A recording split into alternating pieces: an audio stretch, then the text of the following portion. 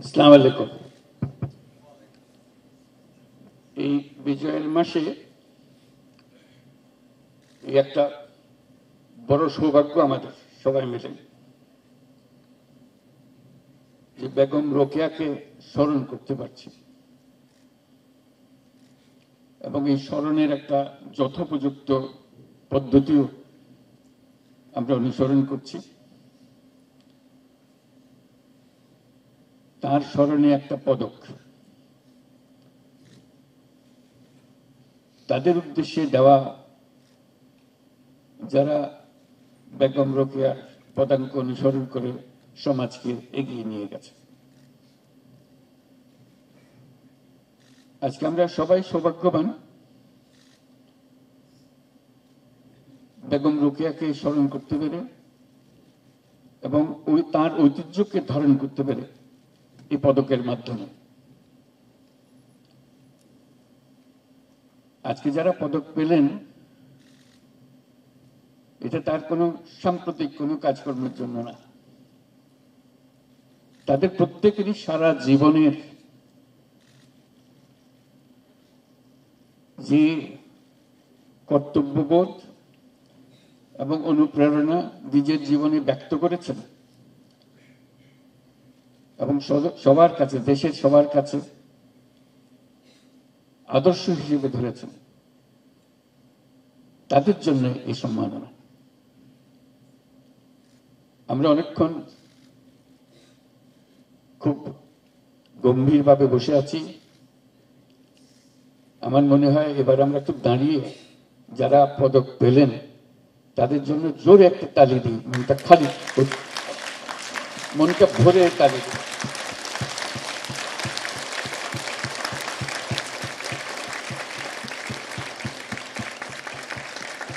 ধন্যবাদ।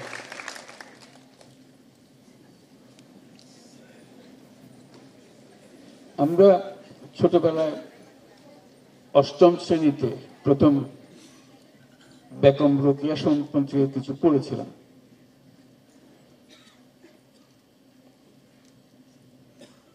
কেন পড়ানো হচ্ছিল তখন তত বুঝিনি, কিন্তু যতই উপরের শ্রেণীতে গেছি এই নাম বারে বারে ফিরে এসছে এবং অবাক হয়েছি তার কর্মকাণ্ড দেখে, তার চিন্তা ভাবনা দেখে। আমি এই কারণে এটা উল্লেখ করলাম, যারা সেই আমাদের বহু বছর আগে, যখন অষ্টম শ্রেণীর ছাত্র, সে বহুকাল আগে, যারা এই পাঠ্য বই প্রণয়ন করেছিলেন, তাদের মাথায় যে চিন্তা ছিল যে এই বেগম রোকেয়ার কথাটা বইতে ঢোকালে এটা কাজে লাগবে, তাদেরকে আমি স্মরণ করি। আজকে যারা সিদ্ধান্ত নিয়েছিলেন ধন্যবাদ জানাই। আজকে যারা পাঠ্যপুস্তক রচনা করেন তাদের কাছে আহ্বান জানাচ্ছি, এরকম কতজনের নাম, কত চিন্তার বীজ এই ছোটবেলার ছোট্ট বইটাতে আপনারা দিচ্ছেন, সেটা চিন্তা করার জন্য। কারণ ওর মাধ্যমেই উঠে আসবে নতুন চিন্তা, নতুন ভাবনা।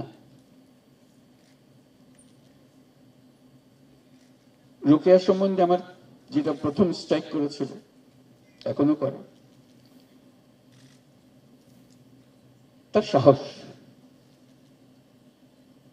এবং কি পরিস্থিতিতে উনি বড় হয়েছেন সেটা সবার জানা আছে। আমাদের আজকের তুলনায় সম্পূর্ণ ভিন্ন। লেখাপড়ার সুযোগটাও আবার কিভাবে পেয়েছেন, কি ধরনের, কত কষ্ট করে সে লেখাপড়া তাকে করতে হয়েছে। ওর মধ্যেই তিনি এক প্রতিবাদী বালিকা, প্রতিবাদী মহিলা, প্রতিবাদী তরুণী হয়ে উঠে আসছেন। আমি সেই বিস্তারিতের মধ্যে যাব না, শুধু একটা বিষয়ে উল্লেখ করব,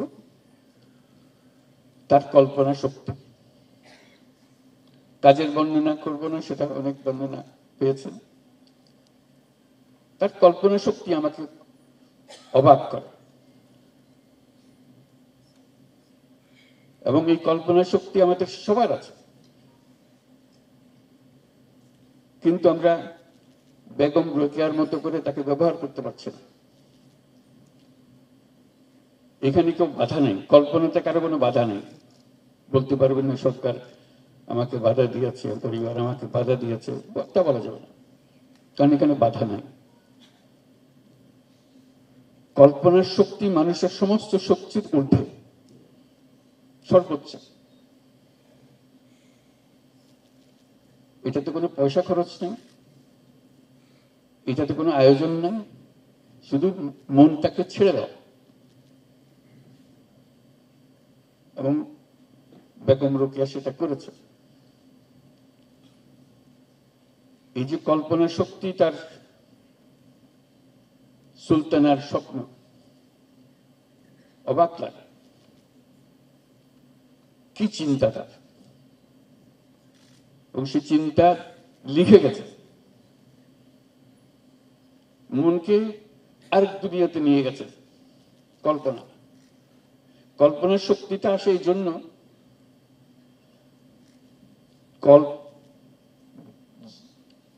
কল্পনা ছাড়া বাস্তব সম্ভব না। যদি কল্পনা করি একদিন সেটা বাস্তব হবে, যদি কল্পনা না করি বাস্তব হওয়ার কোনো সম্ভাবনা নাই। অথচ এই কল্পনা শক্তি আমার আয়ত্তের ভেতরে, যেটা সুলতানার স্বপ্ন, সুলতানার কল্পনা। চাঁদে যাওয়ার কল্পনা করেছি, মানুষ একদিন চাঁদে গিয়েছে, আর তারপরে আরো আরো বহু দূরে চলে গেছে। ওই শুধু কল্পনা। যদি চাঁদে যাওয়ার কল্পনা না হতো, এই দুঃসাহসিক অভিযান আর হতো না। আজকের দিনে আমার মনে হয় এই অনুষ্ঠান, যেটা আমরা বেগম রোকেয়াকে স্মরণ করছি, শুধু যারা তাদের জীবন উৎসর্গ করেছেন তার কল্পনা শক্তিকে আরো এগিয়ে নিয়ে যাওয়ার জন্য, কর্মের মাধ্যমে এটা প্রমাণ করার জন্য, সেটা অবশ্যই আমাদের রাষ্ট্রীয় দায়িত্ব, আমরা সেটা পালন করব। কিন্তু দিনটা শুধু পদক প্রদান পর্যন্ত যেন সীমাবদ্ধ না থাকে। সারাদিন ব্যাপী যারা পদক পেলেন, তারা কে কি করলেন, সেটাকে আমরা তরুণ তরুণীদের জানানোর ব্যবস্থা করতে হবে। তো এটা যদি একটা দিনব্যাপী বা বিকালে এক সময় তারা যারা পদক পেলেন তারা এদের সঙ্গে ইন্টারাকশন করতে যেতে পারত, তাহলে এটাকে অনেক দূরে নিয়ে যাওয়া যেত। আরেকটা বিষয় আমার মনে হয়, এই সুলতানার স্বপ্ন যেটা রোকেয়া দেখে গেছেন, সেই সিরিজটাকে কন্টিনিউ করা, এবং প্রতি বছর এই উৎসবে ওই দিন একটা পুরস্কার দেওয়া, যার চিন্তা সবার চেয়ে সুন্দর চিন্তা হয়েছে, অদ্ভুত প্রচন্ড রকমের চিন্তা হয়েছে। এবং সেটার নাম হতে পারে, আমি একটু নাম সাজেস্ট করছি, অন্যরা আরো নাম দিতে পারে, সুলতানার স্বপ্ন 2024, সুলতানার স্বপ্ন 2025। কারণ সুলতানা রোকেয়ার ওখানে থেমে যায়নি, এটা চলছে, চলমান চিন্তা। কাজে এই সিরিজ কার কোন চিন্তা, কোন বছরের চিন্তা সবচেয়ে আকর্ষণীয় হয়েছে, পুরস্কার পাবে সেটা তো বটেই, কিন্তু তার মধ্যে আন্তঃবৎসর পুরস্কারগুলো দেখা, কে কি করলো, কে চিন্তা করলো, যাতে করে আমরা উদ্বুদ্ধ করি সবাইকে। যা সারা দেশব্যাপী এটা প্রতিযোগিতা হবে। এবার সুলতানার স্বপ্ন 2024 কে পাবে, কে চিন্তাতে এসছে তার মধ্যে, তাহলে চিন্তাটা ওই যে কল্পনা করার উৎসাহটা মানুষের মধ্যে জাগবে। সেই কথাগুলো চিন্তা করে আজকে আমরা আবারও অভিনন্দন জানাচ্ছি যারা সারা জীবন ব্যাপী তাদের কর্মকাণ্ডের মধ্যে এই সুলতানার স্বপ্নগুলো কাজে পরিণত করেছেন। আমার আরো বহু স্বপ্ন রয়ে গেছে, এখানে থেমে যায়নি। তারা আমাদেরকে এক পর্যায় পর্যন্ত নিয়ে এসছেন, সামনে প্রজন্ম আরো দূরে নিয়ে যাবে। প্রতি বছর আমরা শুনতে পাবো, জানতে পারবো যারা এই কাজে নিয়োজিত আছেন, যারা আজকে পদক পান নাই, পদকের কাছাকাছি এসছেন, তাদেরকেও আমি অভিনন্দন জানাচ্ছি। এখানে যে আমরা আপনাকে দিতে পারলাম না, তার মানে এই নয় যে আপনাকে সমাজ স্বীকৃতি দিল না। সমাজ এবছর দিল না, আগের বছর, সামনের বছর দেবে, পরের বছর দেবে। আবার পদকের জন্য আপনি কাজ করছেন সেটাও আমরা মনে করি না। আপনি নিজের নিজের কারণেই করছেন, কেউ আপনাকে এটাকে দিয়ে এই পদক পাবো সেই জন্য করবো এরকম কোনো কারণে আপনি করছেন, সেটা কারো মনে করার কোনো কারণ নেই। যারা পান নাই তাদেরকেও আমি অভিনন্দন জানাচ্ছি। আপনাদের কাজগুলো আমাদের সামনে আসছে এবং সমাজের পরিবর্তন আসছে আপনাদের কাজের মাধ্যমে। আপনাদের সেজন্য সবার পক্ষ থেকে অভিনন্দন জানাচ্ছি। আজকে এই অনুষ্ঠানের জন্য আমি শারমিন মোর্শেদকে ধন্যবাদ জানাচ্ছি এত সুন্দরভাবে অনুষ্ঠানটা করার জন্য, এবং সবাইকে ধন্যবাদ জানিয়ে আমার বক্তব্য শেষ করছি। ধন্যবাদ।